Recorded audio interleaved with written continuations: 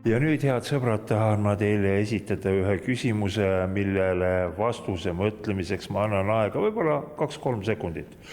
Arvake ära, kus kohas ma olen. Viitena ütlen, et eelmine kord, kui ma siin sama koha peal seisin, oli mul kiiver peas.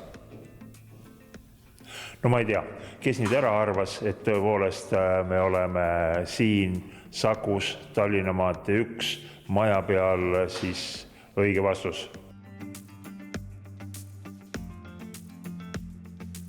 Räägime nüüd Redori majadest ja suhtumisest ehitusse.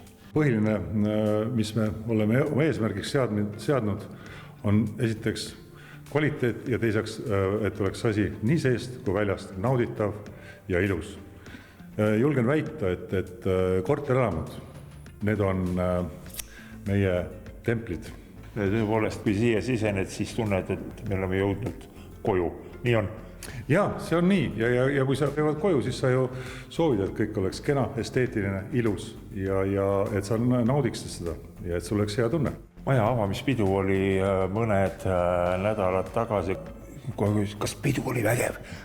Jaa, pidu oli tore. Meil olid esinemas Birgit Sarrap ja Mihkel Mattiisen. Kohale saabus circa 150-200 inimest siis Saku ümbrusest, kes siis tundsid siiralt huvi korterelama vastu ja kellele siis meie tublid maaklerid Katrin ja Peeter neid ka näitasid. Siin kohal ma pean kohe nüüd küsima, et kuidas siis maja täituvusega on?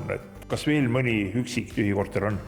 Õnneks on, aga enamus on juba leidnud omanikku ja huvi on suur ja see on nagu hästi tore, et kui sa midagi teed, et su asja vastu tuntakse huvi. Ole ja räägi ikkagi sellest majast ka, et siin on keldrikorrus, esimene korrus ja siis kõik ülejäänud korrused. Ütleme nii siis, et esimene hoone siis Sakus, millel on siis nii-öelda garaaž maal, mitte nii-öelda, vaid ongi garaaž maal.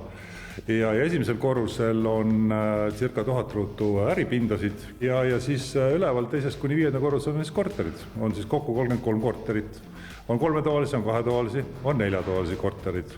Pisli on selline ettevõtmine, millega me teeme koostööd, mis annab siis korteriomanikule võimalus selle, et tal on kõik nii-öelda jooksvad kulud, on tal igapäevaselt silme ees.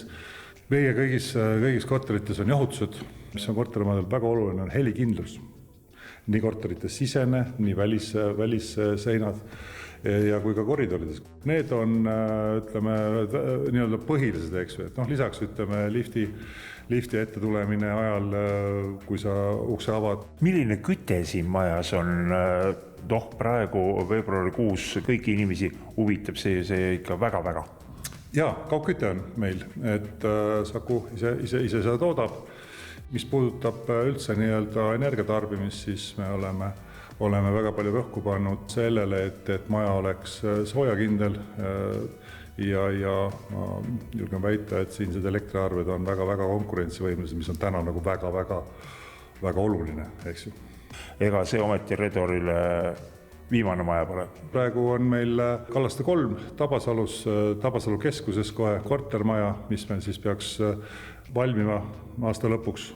Ja valmistame ette praegu uusi asju, aga praegu tundub, et asi kuskile poole liigub.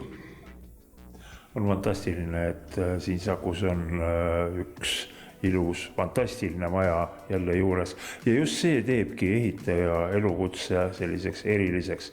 Sa alustad mingil hetkel kuskil märjas, mudases augus ja lõpetad mõne aja pärast sellise suurepärase tulemusega.